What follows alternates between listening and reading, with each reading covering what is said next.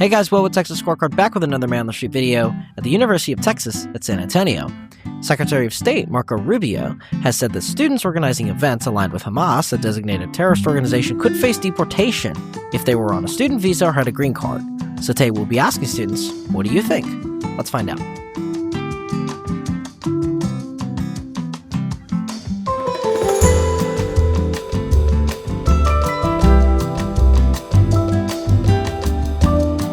Do you think that UTSA treats all groups equally and allows them to express their ideas?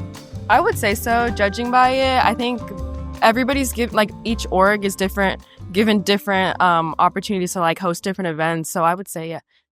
I think they do actually a pretty good job of allowing different student groups to talk about what they need to talk about. I'll say I don't think I'm educated enough on how the difference between how they treat different student groups. But I think they do it fairly well to allow us to talk.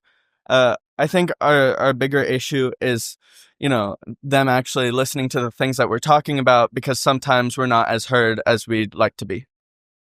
Yeah, I would say our campus specifically isn't super bad at, treating everybody unequally or anything like that. They're pretty good at it. But I would say, obviously the UT system just introduced a drag ban for all the schools. And I think that is not, there's not people around here dressed in drag, obviously, if you look around. And I think that it was implemented to be kind of trans-misogynistic and kind of say what students should and shouldn't wear. And so I think that there's kind of a problem within the UT system, but I wouldn't say UTSA specifically is unfair to students. I would say there is differential treatment sometimes, depending on who is running. I would say the tabling or the organization things in general. It just depends really solely on the, on the person.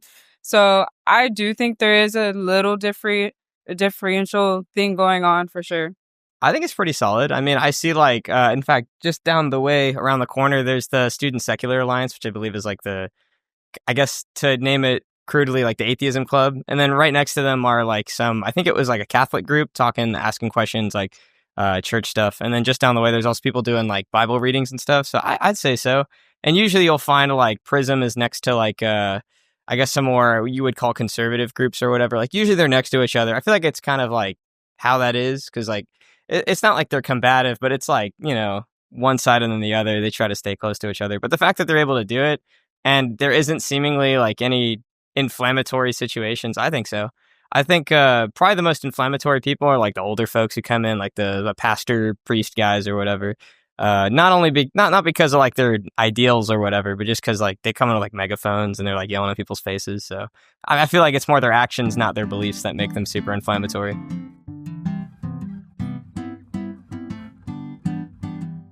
So speaking of events that happen on campus, there were recently some protests in support of Palestine that happened on campus. And Secretary of State Marco Rubio said that students who organize events aligned with Hamas, which the Trump administration designated as a foreign terrorist organization, they could face deportation if they were on a student visa or they had a green card. What's your view of that? Do you think that those students should be deported if they're organizing events like that?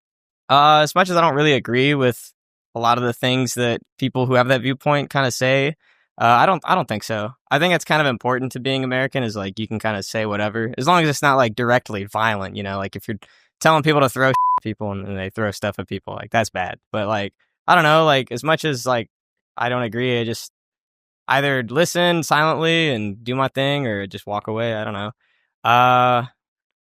So student visas, I guess, because they're not technically citizens, right? I still feel they're owed a pretty healthy amount, if not the full extent of the First Amendment. It's kind of part of being American, right?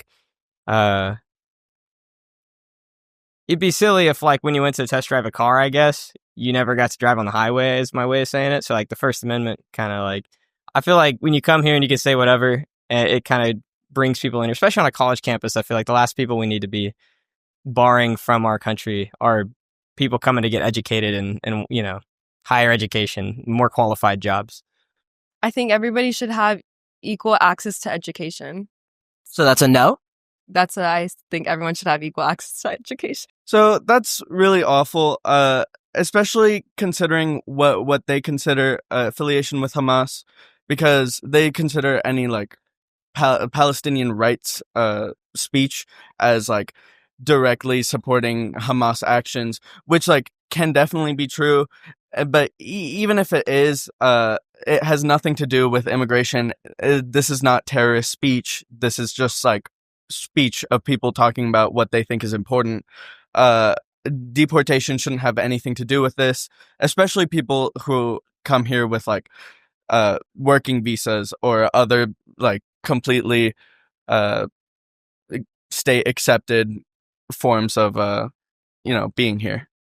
I think the pro-Palestinian rhetoric is totally within everybody's free speech rights to talk about, including students who are here on a visa because, well, they have actually the same rights as us. And I would also say that there are organizations who come onto campus that are white supremacists that are specifically aligned with the KKK. And just on Tuesday, there was some guys here that were yelling around saying they were pro-Hitler. And so like having people like that on campus, and they're obviously not really facing consequences, but if you're pro-Palestinian, you're facing consequences, is kind of, well, hypocritical. I would say it's unacceptable. Genuinely, everybody has a reason to be here, and I understand his stance on it, and I think it's very, like I said, it's unacceptable. You have the right to have freedom of speech. You have the right to project your voice out and let people know how you feel, regardless of how bad, how you... It's to me, it's not fair. I just genuinely think it's controversial. It's unfair that he can speak his mind and speak negatively about others, and they can't just speak out on what they feel personally. So, yeah. Thank you guys for joining me today. Until next time. Ladies and gentlemen, I'm Will with Texas Scorecard, and today I'm at UTSA. San Antonio. Good city. Get out of here.